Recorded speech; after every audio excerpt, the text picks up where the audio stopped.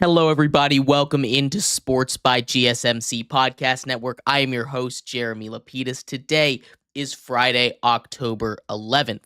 We have a big show for you. It is Friday, so that means we are doing game picks. We have the top 15 games in college football this weekend in a wild, stacked slate, including a top 3 matchup. Number 2 versus number 3. We'll get into that in a little bit. And of course, every single NFL game. But we're also going to break down some stuff from last night. We had 2 baseball games. We had the Yankees punching their ticket, the first one to advance to the ALCS, and the Guardians forcing a do-or-die Game 5 back at home in Cleveland tomorrow. We'll talk about that and, of course, the Thursday night football game. But before we get into any of that, remember, if you would like to be an even bigger part of the show than you already are, all you need to do is go to gsmcpodcast.net. Or if you are on YouTube, you can use that super chat feature. If you do either of those 2 things, a message should pop up on the bottom of the screen for you, me, and everybody else around the world to see. If you do have a burning question about sports, anything at all that you would like to ask, go ahead and throw that in the comments. Throw it in the chat. I will get to it as soon as I possibly can. I appreciate everybody so much for sticking around, talking some sports with me here on a beautiful Friday, October 11th. But like I was saying, we are going to start off our show here in the world of baseball. We had 2 elimination games take place last night, both in the AL Game 4. The first one, where we saw the Cleveland Guardians escape with a victory over the Detroit Tigers. The Detroit Tigers were 1 victory away from advancing to the ALCS. Guardians were able to force a Game 5, and it's been the same. They got a little bit more of the offense. We were talking about it yesterday when we were assessing this game. We were saying, hey, what needs to happen for the Guardians to avoid elimination here? And what happened is they needed the offense to go. Lane Thomas had a huge hit in the first inning. They struck first. Again, another thing that we talked about. Whoever strikes first in this matchup is going to be able to pull this off.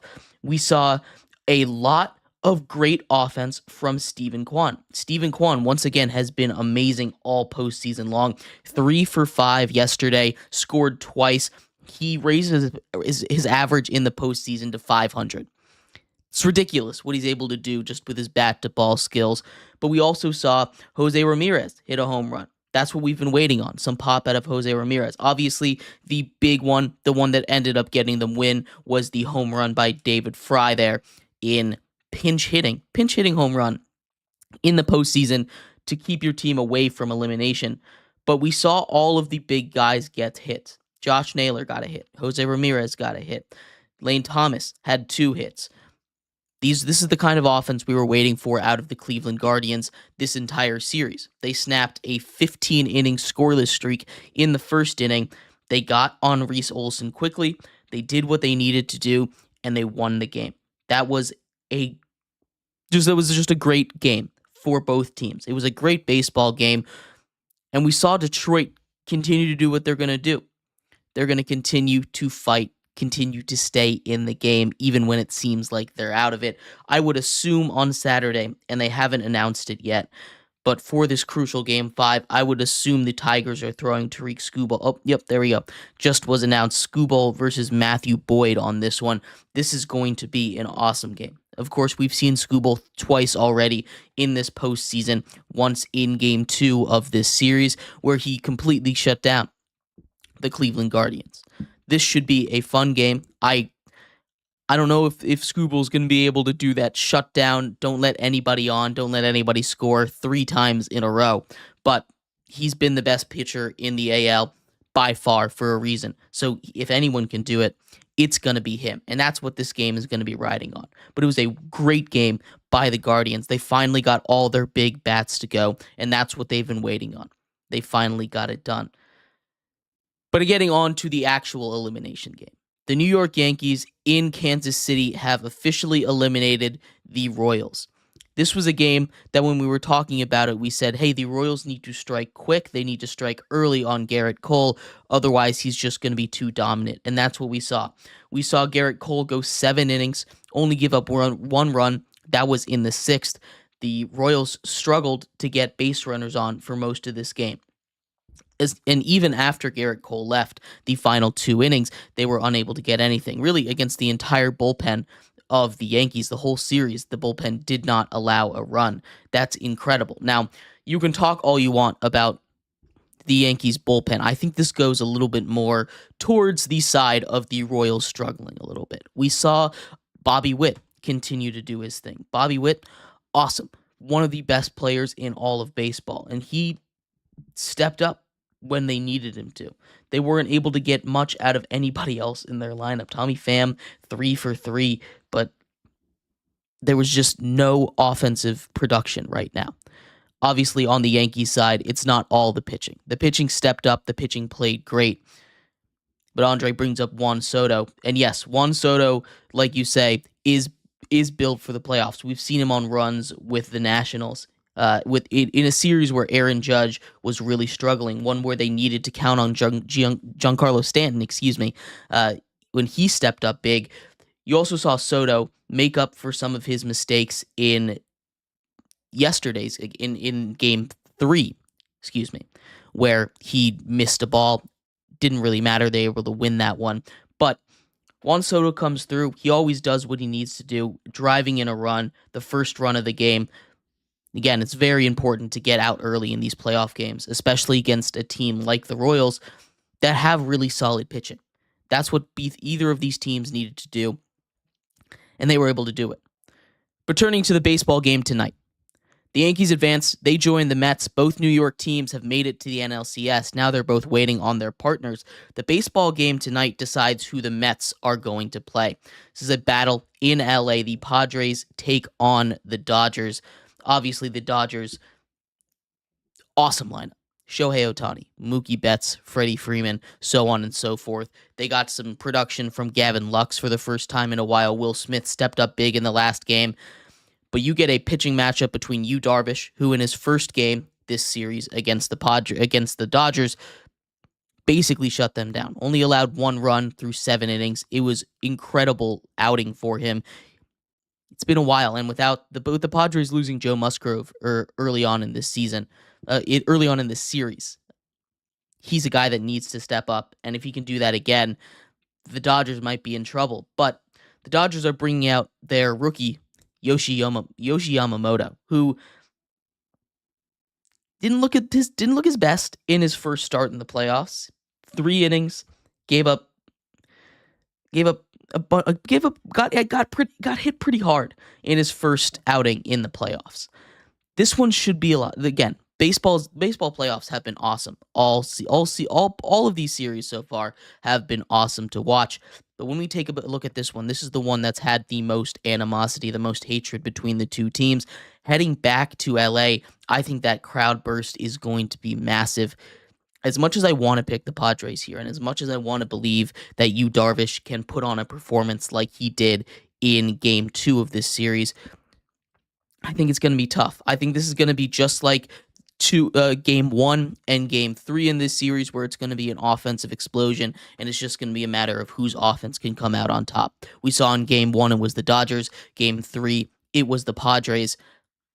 I think it's going to be one of those high-scoring affairs again, and I think I'm leaning towards the Dodgers in this one. As much as I want to pick the Padres, I think the Dodgers are just better suited for this.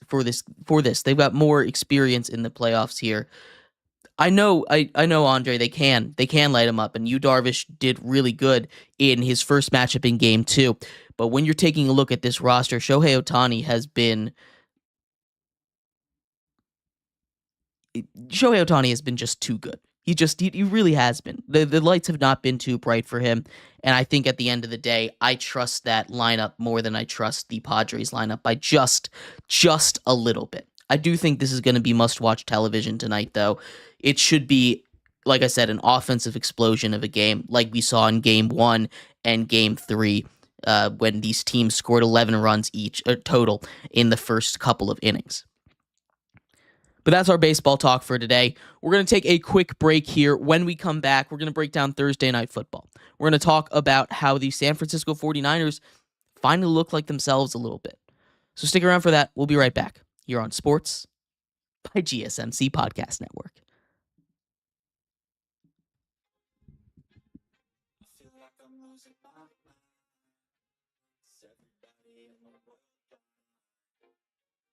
Lord, give me a sign, a sign. I feel like I'm losing my mind.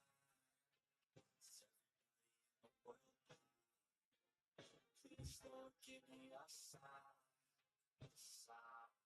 I wanna be the greatest. Everybody on the station, look around, feel like everybody is the fakest. I make this every day, and I'm impatient. Hoping one day I blow up in the basement. Statement, the top is so vacant. I do shit that I think is amazing. Waiting for my day when I'm playing. Sold out shows for 1,000 faces. Hey, cheating my way into be put down. Hitting your place, I'll hit my sound. I want that shit that I'm getting right now. I'm losing it in the losing bit, the losing shit, the stupid myth. You choose to live, but choose to dip. You choose to fight, illusion, grip, and lose your gift. Oh. Feel like I'm losing my mind. Is everybody in the world blind? Please, Lord, give me a sign, a sign.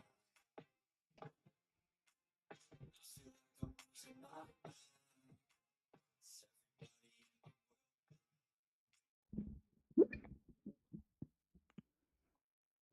Welcome back to Sports by GSMC Podcast Network. I am your host, Jeremy Lapidus. Today is Friday, October 11th. If you're just tuning in, we just went over the baseball games from last night that saw the New York Yankees advance to the ALCS, and we predicted the awesome Game 5 do-or-die game in LA between the Dodgers and the Padres tonight to see who will face the New York Mets. For the rest of the show, we're transitioning to football. We're going to talk about Thursday Night Football in this segment, then get over to game picks. But before we do any of that, remember, if you would like to be an even bigger part of the show than you already are, all you need to do is go to gsmcpodcast.net. Leave a tip or donation with the message in it. That message should pop up on the bottom of the screen. You can do the same thing if you are on YouTube using the Super Chat feature. If you have a burning question about sports, anything at all that you would like to ask, go ahead and throw that in the comments. Throw it in the chat. I will get to it as soon as I possibly can. I appreciate everybody so much for sticking around, talking some sports with me here on a beautiful Friday, October 11th. But like I was saying, we are going to get into some football here, breaking down the Thursday Night Football matchup between the Niners and the Seahawks. This really did, like it says there in the title, feel like a must-win game for the San Francisco 49ers. The San Francisco 49ers were down to 2-3 early in the season. Easily their weakest start in at least the last couple of years. It had been a long time since the 49ers had been able to had struggled and gotten to this position, right? Brock Purdy, while he'd been playing pretty good football, hadn't been as mistake-free as you'd expect him to, and neither had the rest of this organization. They'd been dealing with injuries. They had a really weird offseason, and I think that has a lot to do with it. But coming into a division matchup, coming in 2-3, your opponent at 3-2 on top of the division, with the chance to take over the division if you're able to get a win here, it was a must-win game for both of these teams. And the 49ers were able to come out there and just absolutely dominate. This was the first game that we really saw the 49ers be the 49ers of that we expected them to be. Obviously, they end up losing Jordan Mason. It's just an AC joint sprain. He's listed as day-to-day, but the way that day-to-day injuries have, transition to week, transition to IR. You can never be too careful. That's going to be a big blow with how important he is. But we saw a big game out of Brock Purdy. And we kind of brought up yesterday when we were previewing this game the fact that you have to make a decision of whether or not you're going to pay Brock Purdy. And I think after this game, and it's not just because of this game, I think he already was in line to get that payday, but being able to put the team on the back, not make those mistakes he's been prone to making earlier on in the season, 18 for 28, 255, and 3 touchdowns for him. I think he's making his case to go and get that $60 million contract that, he's probably going to end up getting anyway with just the way that the quarterback market is going. But this was really encouraging to see out of the San Francisco 49ers. Like I said, a must-win game for this team, and they pulled together in the moment. The 49ers were a team that had Super Bowl aspirations, but we're looking outside in at the playoffs with how slow the season started. This was a huge game. You saw George Kittle cut out there, get 2 touchdowns. Kyle Juszczyk stepped up, had a touchdown in garbage time there. They had Isaac Guerrero come out there, break off like a 68-yard run down the stretch to put the game away. That defense stepped up big time, picking off Geno Smith twice, a guy in Geno Smith that doesn't usually turn the ball over too often. Lots and lots of positives for this San Francisco team as a whole. But moving over to the other side, the losing side, the Seattle Seahawks have bigger problems than I think a lot of people are willing to admit. A lot of people, I think, are going to try and put this on Geno Smith. And yes, his interception when they were only down one score to set up the 49ers in the red zone was a bad pick. It was his first really bad pick of the season, but he's out there. He's thrown the ball over 50 times for the second game in just 3 weeks. He is out there and he's being asked to do so much. The Seahawks have been falling behind because with their defense as banged up as it has been, including, half of their pass rushers being out, a couple of key pieces in the secondary being out, they're falling behind to teams that are good, yes, in the Lions and the 49ers, but also teams that probably aren't that good in the New York Giants. They're falling behind early, and that defense has not been able to make those stops, which is leading to Geno Smith having to throw the ball 50 times. This is a team with running backs like Kenny Walker that wants to run the ball. They want to be able to run the ball 20 times a game. They want to be able to be a run-first team, but they have not been able to do that because their defense has been falling way far behind against competent teams. When they played teams like, the Dolphins without Tua Tagovailoa, the Broncos, like the Patriots, these teams that are at the bottom of the league, these teams that are bottom feeders in the league right now, they didn't need to rely on Geno Smith that much. But now they're running into this 3-game losing streak against competent teams. Maybe the Giants don't count as one. They just got dominated on the defensive line there in that one. But still, it's not the kind of performance in back-to-back-to-back weeks of a defense led by a really good defensive coordinator, now their head coach. This is not the kind of performance that you're looking at and you feel confident in going forward. When you're talking about this Seahawks team, this is a team that was 3-0, was being talked about as one of the top teams in the NFC into their Monday Night Football with the Lions. Even after that, I gave them a lot of credit. They hung tough in that game. They played good football, but they've put up stinkers in back-to-back weeks. Something needs to change drastically for the Seahawks, and this was a game that was, as much as I say it's a must-win for the 49ers, it was a must-win for both of these teams. Both of these teams needed to get a win, and they desperately needed to keep control of that division or get control of that division. This is a huge loss for the Seahawks, and I think it really puts into perspective where they stand. They're kind of one of those middling teams. I said it a lot when we were going over predictions for this season. I think they're kind of that test. Good teams will beat them, bad teams will lose to them. They're kind of that middle ground, that median that I think teams have to go through, and that's what we're seeing right now. This is a Seahawks team that has so much potential. They just have holes that are a little too big to patch with that tape that they've got right now. They're not out of it yet. They're still tied for first in that division. If they can make a spark change quickly, they can absolutely stand a chance later on. They don't have a bye for a little while. They need to get something going. It's not an easy next couple of weeks. Their next 3 weeks until their bye, they take the Falcons on the road with a resurgent Kirk Cousins, and what that team's been able to do in recent weeks seems like they're only getting started. The Bills, who, much like the Seahawks, I thought were up top, are starting to slide a little bit, but still you have Josh Allen. And then the Rams, Matthew Stafford can do what he needs to do just about any day of the week. So that's not an easy way to head into your bye, and I think there's a real chance they lose 6 straight heading into there. That's not what you want to see. That's not what you want to happen if you are the Seahawks. This was a huge game for the 49ers to win. They needed it really, really badly. But let me know what you think of this one. We're going to take a quick break here. When we come back, we're going to focus on game picks. That's right. Every single game in the NFL slate, all of the weekend games we'll go over, including one in London. So make sure you stick around for that. We'll be right back here on Sports by GSMC Podcast Network. Looking for your daily fix of sports talk without having to pay for it? GSMC GSMC Sports Network is available on YouTube. Just search GSMC Sports Network. Get your fix of daily sports talk shows on YouTube. Absolutely free. NFL, college football, NBA, MLB, MMA, UFC, fantasy football, and so much more. GSMC Sports Network has shows running all day long, with new sports shows starting every 2 hours. Just like on your favorite cable sports channel, except GSMC Sports Network is absolutely free. Just search GSMC Sports Network on YouTube to catch one of your new favorite shows.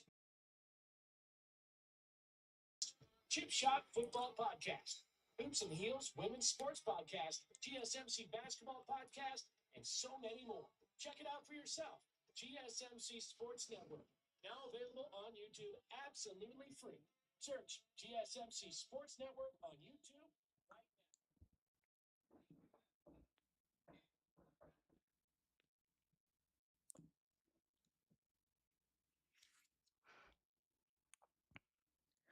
Welcome back to Sports by GSMC Podcast Network. I'm your host, Jeremy Lapidus. Today is Friday, October 11th. If you were just tuning in, we just went over the Thursday night football game. In this segment, we are going to take a look at the weekend slate for the NFL and pick our winners. We'll go through each and every one, give you a score prediction. But before we do that, remember, if you would like to be an even bigger part of the show than you already are, all you need to do is go to gsmcpodcast.net.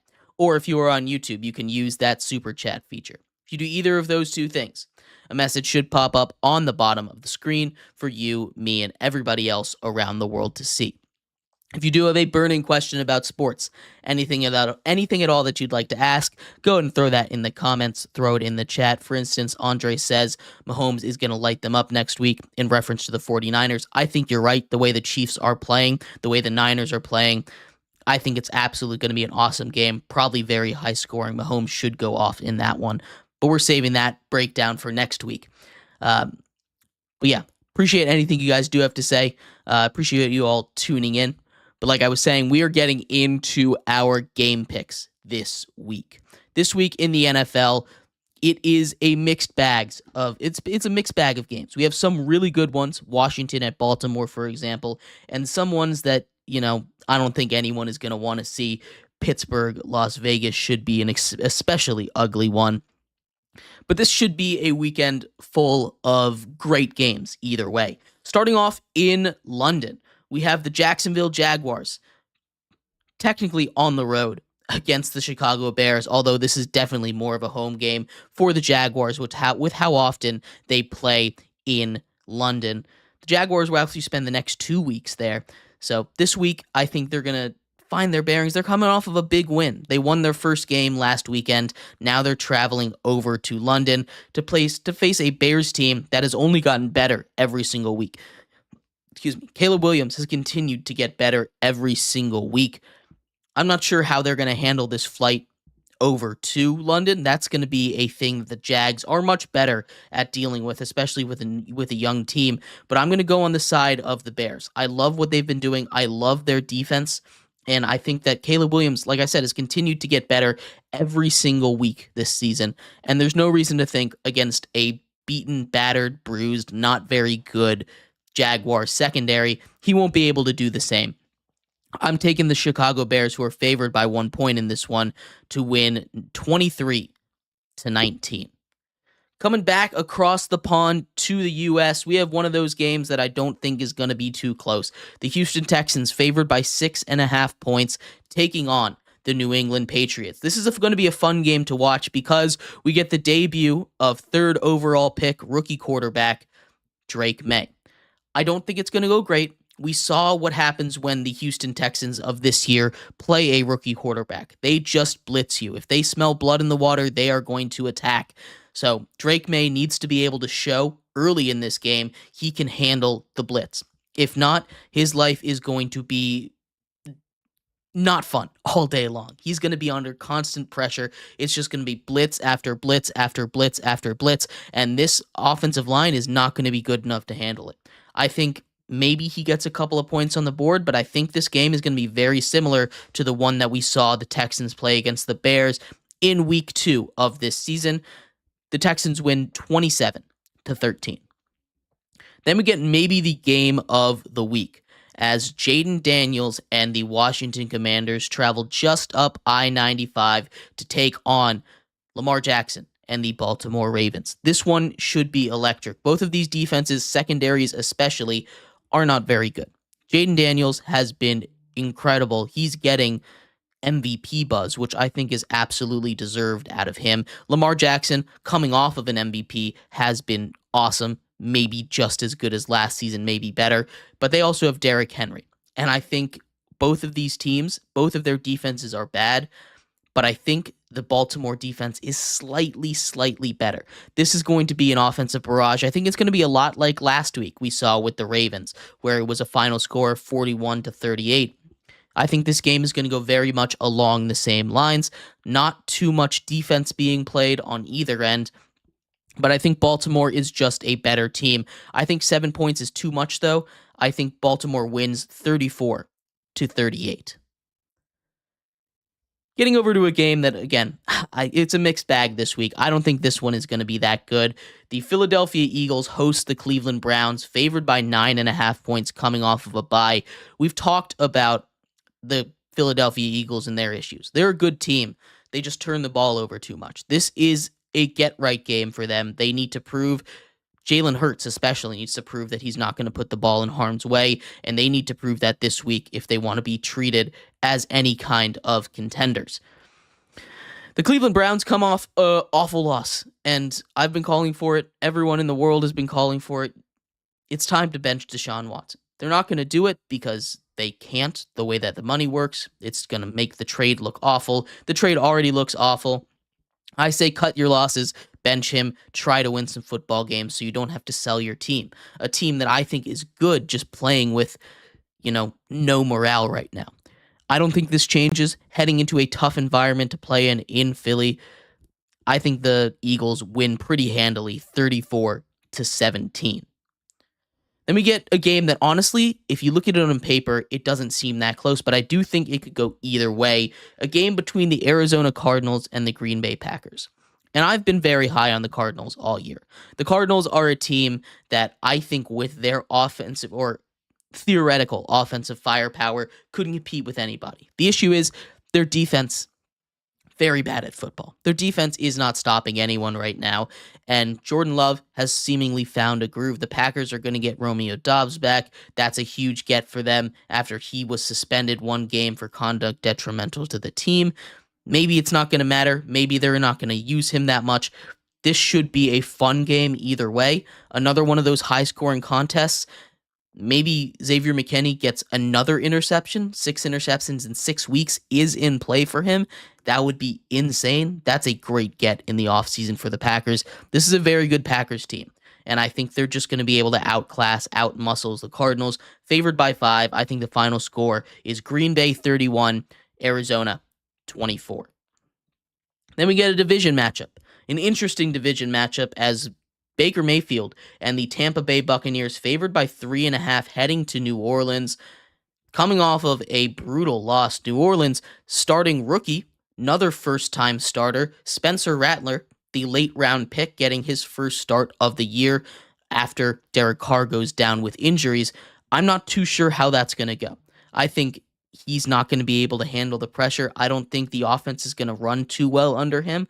I like the idea of Spencer Rattler, but what he showed us in the preseason and wasn't enough for me. It wasn't enough for me to feel confident getting him a start in the regular season, which is just a completely different speed than the preseason either way. I think the Bucs come out there and they dominate this game. It is a division game, so anything can happen, and adding to that anything can happen, it's an NFC South game, which doubles the intensity of anything can happen. But I'm taking Tampa Bay to win this one 26-13. Then we get an ugly one. The Indianapolis Colts without Jonathan Taylor. Not sure if we're going to have Anthony Richardson in or not. He's going to start if he's healthy, taking on Will Levis and the Tennessee Titans. Will Levis is named the starter.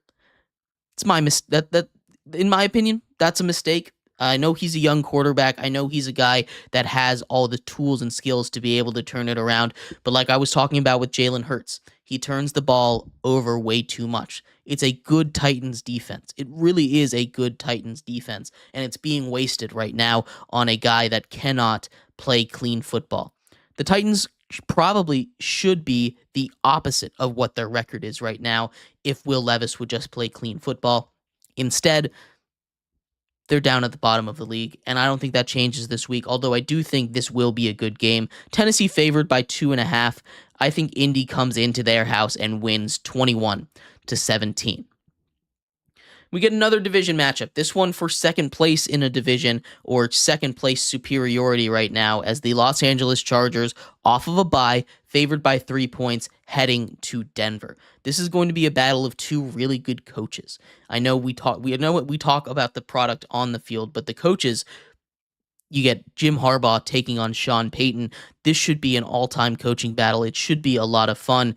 These two will match up twice every single year, at least for the expected future here. The Broncos have been awesome. Their defense has been awesome. Pat Surtain has been awesome, but I'm leaning towards the Chargers in this one. I know this is a game that we take a look at and we say, Denver at home, they've played great football. Bo Nix hasn't turned it over. But when we take a look at, I apologize. Denver's been playing great football at home, but been playing great football, period, right now. They've won 3 straight games. I think this is an opportunity for them to put their foot down and say, you know what? We're the second best team in this division. Winning 3 straight games isn't a fluke. We beat some solid teams. We beat the Jets. We beat the Raiders. This is an opportunity for them to show that what they have is not a fluke. And it's the same for the Chargers. 2-2 start, beating the Raiders and the Panthers. Not the best look. Losing to the Steelers, losing to the Chiefs, kind of expected, but they played all these teams close. It's going to be decided who gets on the scoreboard first is going to win this game, and I think I'm leaning towards Denver in a close one, 22-20. Then we get the Pittsburgh Steelers favored by 3 points heading to Las Vegas. The Raiders and the Steelers both come in limping off of a couple of bad losses, really. The Steelers looked incompetent offensively against the Cowboys, and the Raiders couldn't get anything going against the Broncos. Both, in theory, solid defenses, but still, the way that the offenses had been going for these teams, you expect a lot more out of it. This is going to be an ugly game. This is going to be an ugly game with a capital U.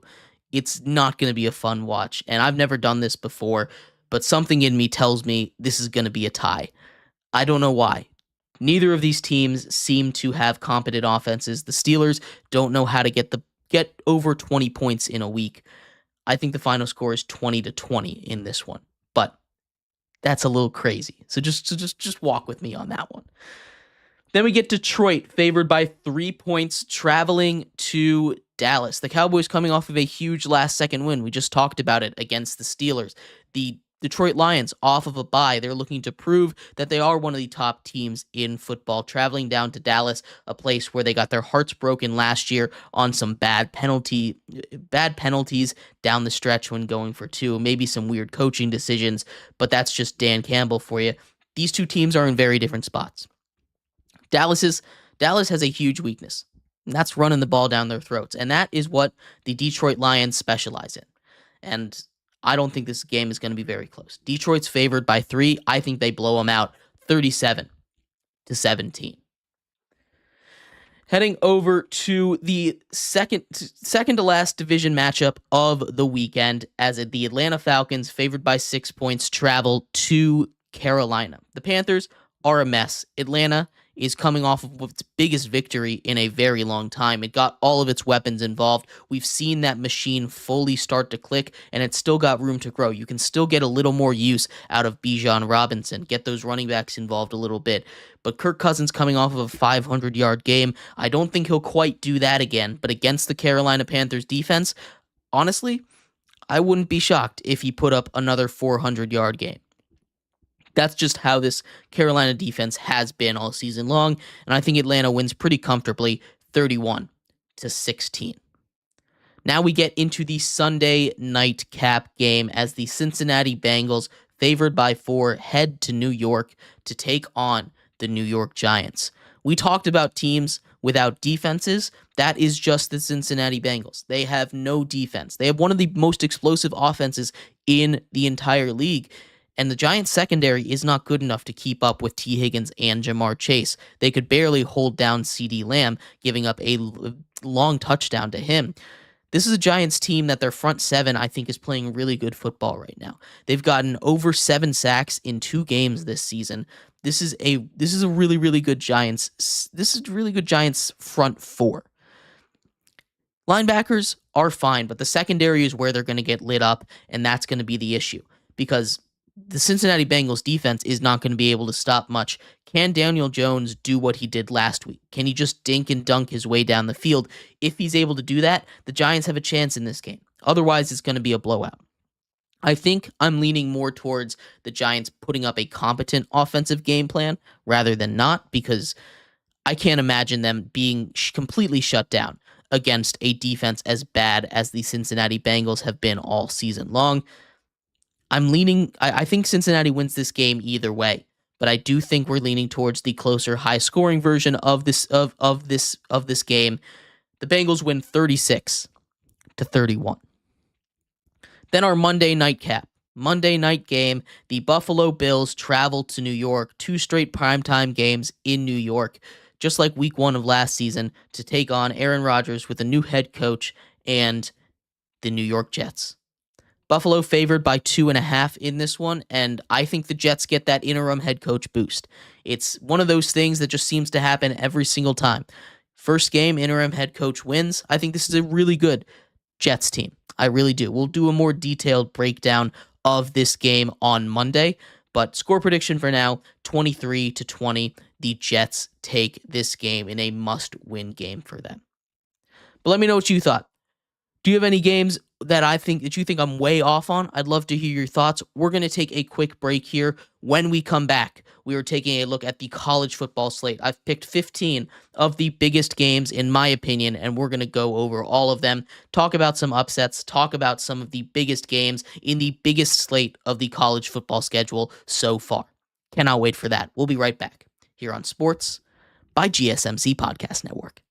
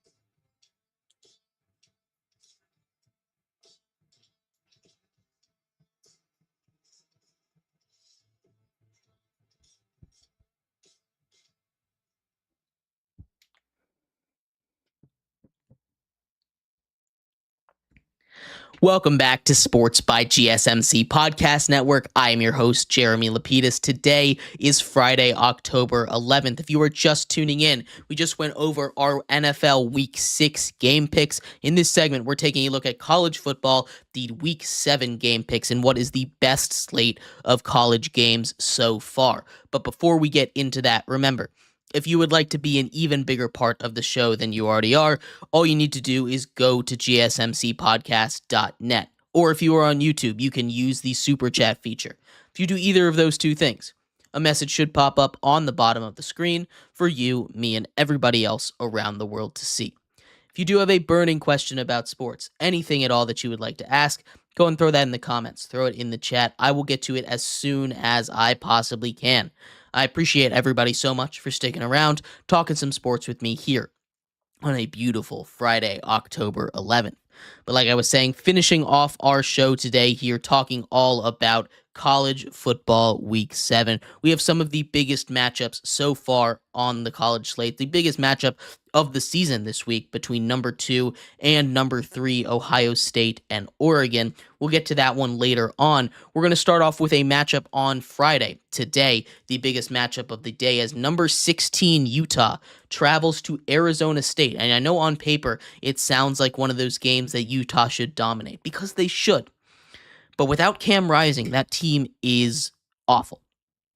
The Arizona State offense, I think, has a chance to put up some points on this Utah defense. I know that is a big ask.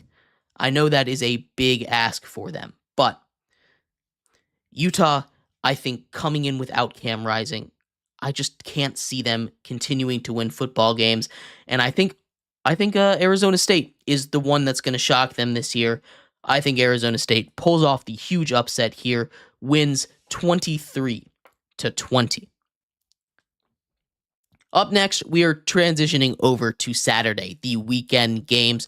A not ranked matchup in the Big Ten, but between two solid teams in Wisconsin and Rutgers. Rutgers coming off of a brutal loss against Nebraska last week. Nebraska, a good football team. Rutgers doesn't quite have that juice offensively, but I think defensively they have enough to shut down a team like Wisconsin. Wisconsin has been close. They're coming off of a big victory, an upset victory over USC last week. A top 11 win. That is huge for them, but I don't think Wisconsin really is that great of a team. I just think USC has some obvious weaknesses that Michigan exploited, which is just run the ball better than they do. And that's how you win the game. I think Rutgers can take down this Wisconsin team. They're favored by 2. I think they win 21-26. Then we get Washington, another team coming off of a huge upset. I guess it's technically not an upset. They were favored in that game, but they come off beating a top 10 opponent in Michigan. Michigan falls very far in this week's poll, but they're traveling to Iowa here. Another Big Ten battle for them. Washington, again, coming off of that big game, I think they're due for a letdown. I think Washington's a solid team, but Iowa's defense, we saw them shut down Ohio State for 2.5 quarters last week. That is huge. That is not an easy task, and I think since they were able to do that against Ohio State, they'll be able to do that pretty much same thing against Washington. Their offense is slightly better. It's not a world beater by any stretch of the imagination, but I do think Iowa is good enough, favored by 3, to win this game at home. I think they take it 24-18. Then we get Georgia Tech. They started off their season hot, taking on North Carolina. Georgia Tech favored by 4 in this one. I think Georgia Tech dominates. We've seen back-to-back weeks North Carolina just get disposed of on the football field. James Madison, then Duke, then last week. They just get killed once again. I just think North Carolina doesn't have the juice, the defense to get it done. North Carolina loses this game pretty handily. Georgia Tech takes it 38-24. Then the Red River rivalry is back. The number 1 team in the nation, the Texas Longhorns, favored by 14.5 points in this one, take on number 18, Oklahoma. And I think Oklahoma is taking a little bit of disrespect on this one. I think Texas is a much better team than Oklahoma is, but by more than 2 touchdowns, I think that's a little bit too much. Oklahoma's defense is one of the better defenses in the country. They've played some tough opponents. Their offense has been able to step up when they need to, and the Red River rivalry always gets these teams doing something crazy. Maybe we get a crazy upset happen in this one. I don't quite see that happening, but I definitely think this game stays very close until the end. Texas wins 31-21. Then Penn State, the number 4 team in the nation, crazy Penn State at number 4 there. Favored by 3.5, traveling across the country to take on USC. That is, again, a tough ask. We saw Miami struggle with a cross-country trip, but USC has some weaknesses. It's weaknesses that have been exploited by teams like Wisconsin, by teams like Michigan. We talked about it earlier on in this segment. This is a team that can be beaten, and I think Penn State is on a roll. Coming off of a bye here, this is a team that I just think is better than USC. USC has got to go through some growing pains after losing a Heisman caliber quarterback. They're going through a whole shift of philosophy now. I don't think USC is going to be able to handle Penn State. Penn State wins 33-24. Then we have Cal traveling to undefeated number 22 Pitt. Pitt favored by 3 points at home in this one. Cal coming off of a near win against a top 5 team in the nation in Miami. Miami obviously comes back from 25 points down. That was a crazy comeback from them, and Cal can't have that letdown again. But I think Cal has shown that they are a team that can't be messed with. This is a really good Cal team, and honestly, I think Pitt is a little bit of a fraudulent one. They've come back from a couple of big deficits. They haven't played their best football in every single game, and I think there's at least 3 teams that are better than them that aren't ranked. I don't think Pitt should be ranked right now. I think Cal takes care of this one. Close game. Cal wins 34-30. Then we have Louisville, who's lost 2 straight games, are reeling. This is a must-win game for them. Favored by 7.5 points, taking on the Virginia Cavaliers in Charlottesville, Virginia. Virginia's been a surprisingly solid team. I've bet against them a lot this year, at least when we do these game picks, and they've won a lot of these games. Virginia, again, a solid team. They deserve some credit for what they've done, but Louisville's offense is something different than what they've run across so far. Louisville taking tough losses in back-to-back weeks. I think they get this one in a must-win, win 40-30. And this is an interesting one coming up. Arizona taking on number 14 BYU. BYU, who's looked really solid. They beat a team in Kansas State who absolutely demolished Arizona earlier on in the season. BYU, I think, is a good team. I think Arizona's a good team as well with that offense. Any given night, they can go out and they can put up 60 points with the offense that they have. The defense, I'm a little more concerned about, and I think regardless of how good that offense is, regardless of how good T-Mac is, I think Arizona's not going to have enough to hold off BYU. BYU wins 35-31. Vanderbilt taking on Kentucky off of their huge win versus Alabama. And I don't want to say it's a letdown game. Kentucky's favored by 12.5 points. Diego Pavia is going to keep this within 1 possession. That I can absolutely guarantee. I think this is at 100% a 1-possession game. So I think 12.5 is way too much. But I think Vanderbilt coming off of that win, their first win against an AP top 5 opponent in school history, I think for sure this is a little bit of a letdown game for them. I think we take Vanderbilt to lose, but in close one, 27-25. Iowa State, the number 11 team in the nation, favored by 3 points, taking on a West Virginia team that has gotten a couple tough breaks. They lose a tight one to Pitt earlier on in the season, now ranked. They lose one to Penn State, now a number 4 team in the nation. Their losses have, grown to look pretty solid so far. West Virginia, a good football team. This is not going to be an easy game for Iowa State, but I trust that defense enough that I think they're going to be able to squeak by. I think 3 points is close. I'm taking Iowa State to win 23-21. Syracuse favored by 3 points, traveling to NC State. I'm going to keep this one brief. NC State's been awful. NC State has been just really bad at football this year. I don't believe in this program. Syracuse, on the other hand, has looked really good almost every single week. Their one loss was on a walk-off field goal to a solid Stanford team. I think Syracuse takes this one pretty easy, 45-20.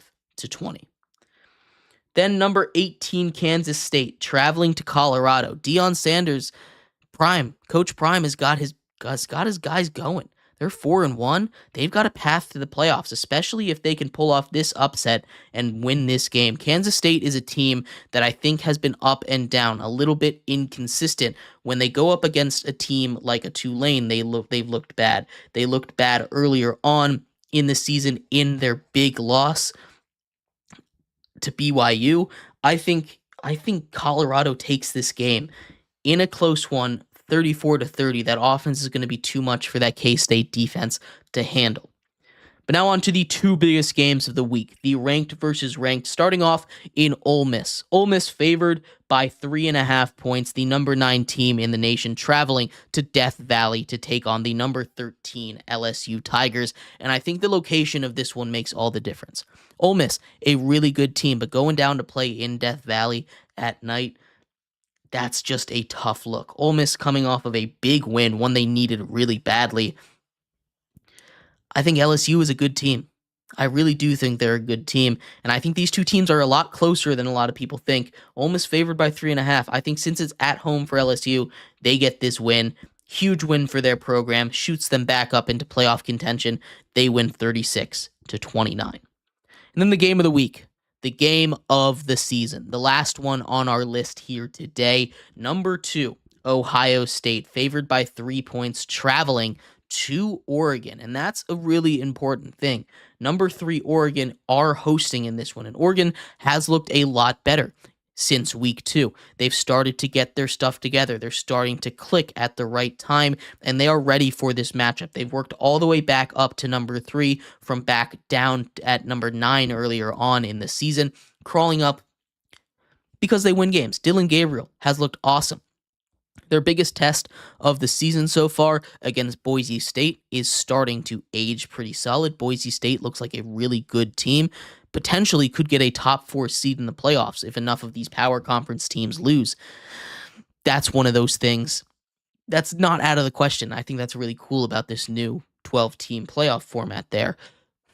But besides that, Oregon, again, really efficient. Dillon Gabriel's played awesome. We've seen Ohio State not really play too many great teams. They're coming off of a big win against an Iowa program that I think is solid. Their defense shut them down. Their defense looked good. A week before, they said they hadn't played anybody. They played Michigan State, a team in Michigan State that I think is starting to get a little bit more respect around the country. It's not the most amount of respect. It's still not a great team, but it's a good win. They're ramping up, and they're ready for it. Will Howard has played good football. This is going to be a game of who makes the least amount of mistakes. As much as I want to say it's the Ducks, as much as I want to say the Ducks can pull it off, I think this Ohio State team is the most complete team in the nation. Their defense, their running game, their passing game, they have maybe the best receiver in the nation as well. This Ohio State team is just stacked from top to bottom, and they're built for a national championship. I think Oregon is probably second in there. So this is going to be probably the best game in college football this season. I think this is going to come down to the wire. I think Ohio State takes this one on the road 45-37 in a shootout. This should be a lot of fun, and I cannot wait for college football this weekend. This is a huge weekend in sports, obviously. College football, biggest weekend of the year. NFL, we have some games starting at 9:30, ending at 11 on the East Coast of America here. And then, of course, baseball playoffs continue all weekend. We'll be back on Monday covering all of it. We'll make sure to hit up on the ALCS and the NLCS when we know what those matchups are. We'll break down all the action from this weekend and anything else crazy that happens as well. So make sure you tune back in on Monday. Can't wait to see you guys then. You all have a great weekend, and I will see you same time, same place on Monday. Have a good one. Bye-bye.